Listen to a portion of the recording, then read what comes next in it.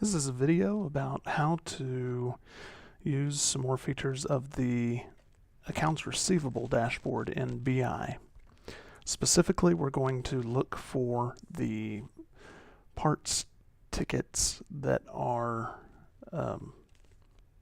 against a manufacturer, specifically Case. I'm starting in an incognito window. You don't have to. That is just something I do to make sure that you can see me go through the whole process of logging in. So we'll start there. I just typed in powerbi.microsoft.com and you can click sign in. It'll ask for your email address. If you've got it saved, you can click there. Next, enter password, sign in. Stay signed in, sure, why not? One thing to note is some of you may have Office 365 installed on your computer, and it may have a different username up here. It may not have your ASCO email address. If that's the case, you won't have access to these dashboards. So you need to sign out and go through that sign-in process I just went through. You're automatically being signed in to that other email address because it's what you're signed into for Excel and Word and those different programs. And we're trying to get that fixed, but for now, just sign out and sign in using your ASCO email address and the password that was set up for that. Mine automatically starts on a AR dashboard. Yours may not. Yours probably starts on a home screen. To get to the AR dashboard the first time, you can go to Workspaces and Finance. You might have a thing here that says My Workspace. Don't click that. Click Workspaces. Looks like a bunch of pieces of paper stacked on top of each other. Then go to Finance.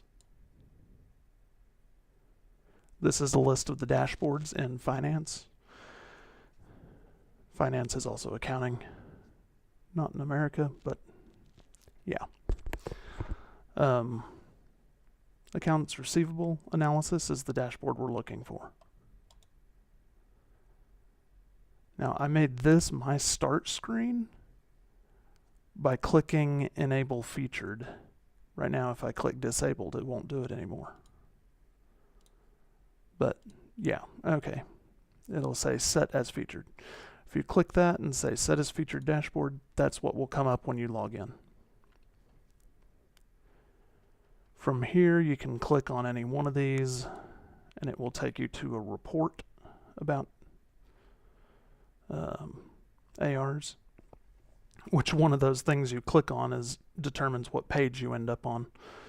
But I'm going to go back to the first page. If you look at the first page, you'll see that aging by customer, the AR, aging by customer, our largest AR is C&H America LLC Parts. This includes warranty, OS&D, everything, except machines, I think. So, we obviously need to look into that, especially with that much that's pretty old. First thing I'm going to do, since we're looking for parts specifically, is I'm going to change the department to Parts Office.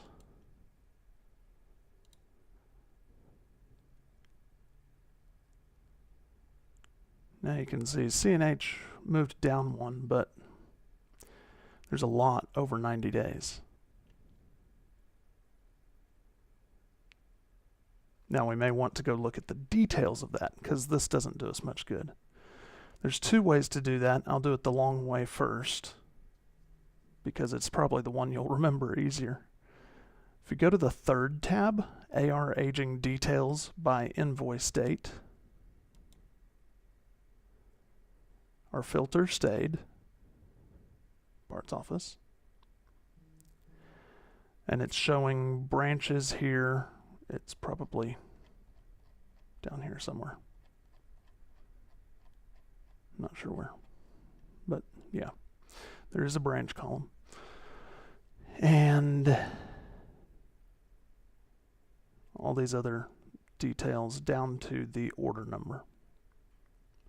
What I'm going to do is look at filters that are not on the page because they're not used often. But I'm going to click this little arrow here. Oh, why? There's a lot more filters than I remembered. But one of the ones I can use is customer. I'm going to click the down arrow and say C&H.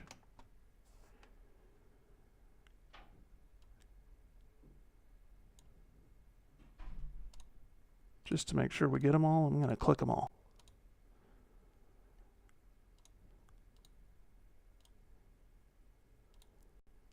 I don't know what the differences are, but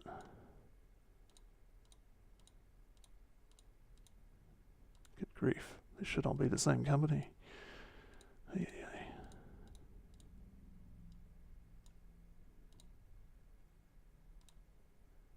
Okay. Now if I click back in here somewhere, oh, maybe it's already done it. It has already done it. I'm going to collapse that filter again with the little arrow. Now we have Houston North. Here's the PSOs. Manor. Here's the PSO. Oh, it's 2 C tickets. Migrated stuff still out there. Euless, Beaumont, Lubbock Case, Bryan, Tyler, Brenham, Terrell, Houston South, etc.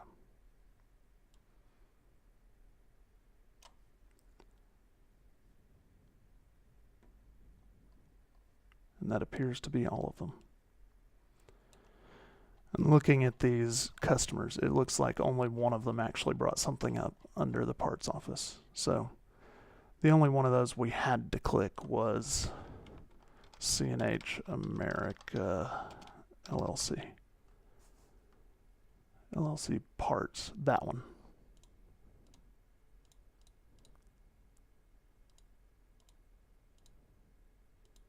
I have no idea what's happening right now. They're disappearing as I click them. Okay, sure. So that's the only one we had to click. Collapse that again. So here's our list. If you want to export this to Excel, you can use the 3 dots right here and say export data. Don't use these 3 dots. You will not end up with anything useful. Use the 3 that are on this table. They will not show up if your mouse is not over the table. That can be confusing on some screens. You know, if my mouse is up here, nothing. Down here, yes. Okay, so 3 dots, export data, summarized, export. It asks where to save it.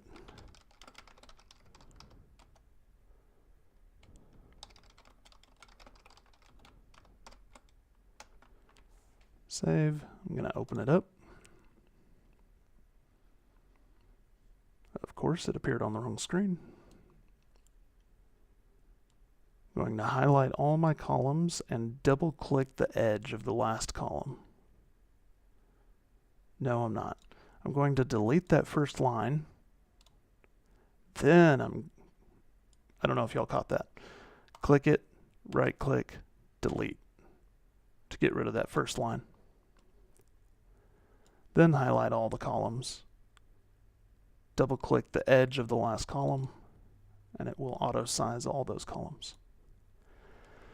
Now you have branch, department, account, customer name, credit analyst. Looks like Robin should be all over these, maybe. Invoice, date, and the totals.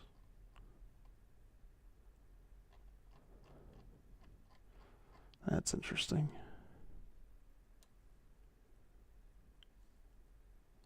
Got a long-standing credit that would apply against some of this too, but definitely not all of it. I don't know if you know about the different tools in Excel, but right now it is sorting by over 90 and beyond. We can click that arrow and sort A to Z on branch. Then we know where they are a little better.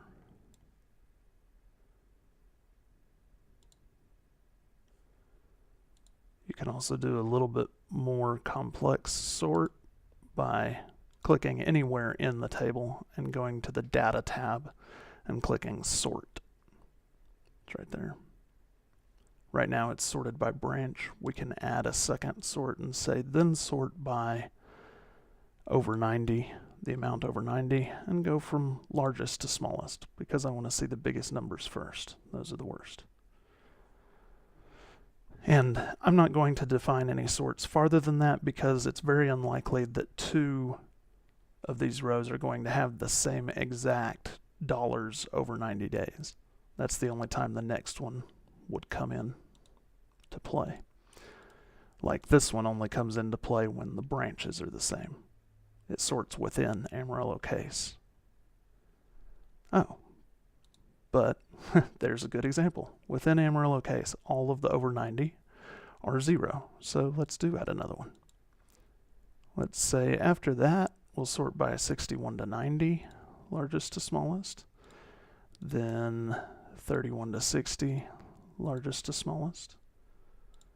Then 0 to 30, largest to smallest. Now they're sorted by branch and then by the worst line, by age and dollar.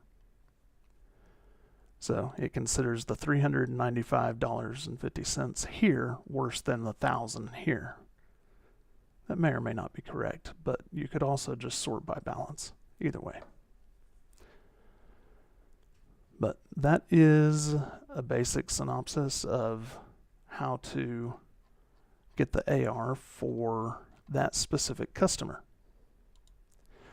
There's also a different way you can get to that filter that's a little bit easier but harder to remember. So when I was clicked on, I think you have to be clicked into this.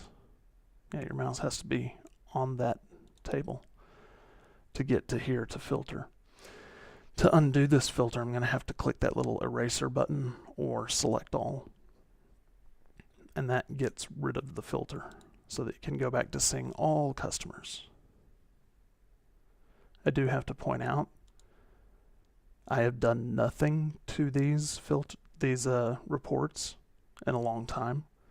These PSOs that are showing to CNH have been here for a long time. If anyone was using this report, they would already know about this problem. So use it. We're paying for it. Use it. Okay. The other easier way, but harder to remember, is from this main page, this first tab. You can see the customer here. You can right-click anywhere on this customer. Okay, actually it has to be on the bar somewhere. And say drill through to AR aging details by invoice date. It's basically saying take my selection here and show me that information in this tab. That's what drill through means. So I'm going to do that. And it has already filtered. And it shows the filter down here in the drill through section. Even when this is not selected, it shows it like on the page.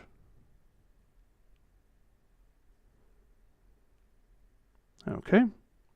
From there, the steps are the same. Click there, export, etc.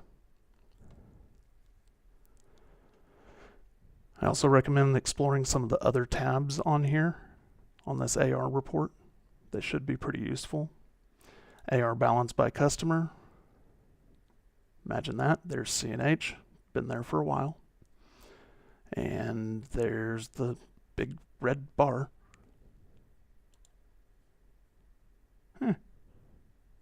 That's weird. Let's see.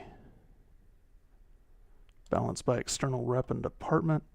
This NA will go away eventually. Right now, that's because nothing in our migration came across with a rep, an employee. But eventually, this will show us sales by, or WIP, I guess, or AR by the external employee on the documents. And this one will be AR by department.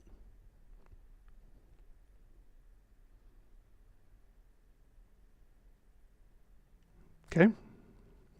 Last tab, COD AR. This is AR that should not exist if accounting has applied everything. These are customers that are marked COD. They don't have an account with credit, so they should not be sold to without getting the money. I don't know how we get things in the over 90 days unless people are entirely ignoring that or unblocking credit held orders on COD accounts. The only other possibility is these are accounts that have lost their credit. Like maybe we went, well crap, he's overdue, we're changing your account to COD. So now it shows a COD account that's overdue, which that makes sense. But I don't know if that's the case or not. This one's a little weird. They've got some credits that haven't been applied on that cash account, it looks like. But that's another one to explore. And this is still filtered to parts. You can click this eraser again and show all departments. Should also note you don't have to use these drop downs. You can also click a department over here and it gives you interesting little visuals. Like ULIS makes up a big portion of the equipment that's on a big portion of ULIS's AR balance is in the equipment office because most of it's filled in when I filter to equipment. Parts. Looks like there's 61,000 that doesn't have a branch. That probably means it's, wow, I don't know what that means.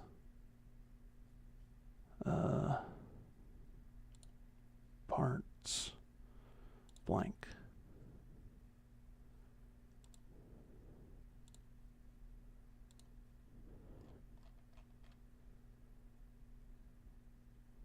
I'm guessing those are migrated. And the majority of it is that bad debt right there. Okay, rabbit hole. I'm good at those. Erasing my filters.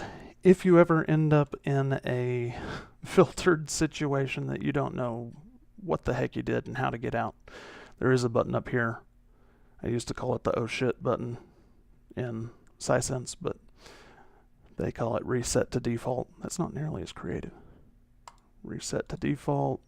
Yes, reset. And it brings it back to the way I last published it. Last thing I'll go over is this one. It doesn't look very useful right now, but it should be eventually. There's one I'd look into. What it's showing is the green bar is the average days it takes these customers to pay. The ones that are showing just one bar are ones we probably haven't done business with in ERP. We've only done business with in NDS. So that data doesn't mean much. The other bar, when you run across ones that like that, this means of the invoices they have in AR right now, they're 88 days open AR at the moment. So hopefully you don't find any with this bar way out here, showing that they have invoices right now that are open longer than their average time to pay, showing possibly a change in their business. Maybe the oil field's going down and they are trying to be a little slower to pay, maybe. These ones that have this 267, 277, I bet you that is the number of days since we, or pretty close to the number of days since we started with ERP. You can ignore these ones that are these huge numbers. That's not their real average days to pay. They probably just haven't done much business with us in ERP. But ones like this, his open invoices are coming up pretty close to his average. So hopefully he's going to pay it soon. This one is scary. JLG Parks credit due. Okay, probably the same situation as the CNH ones. I'd look at that one. JCB, same thing. But Fred Simmons.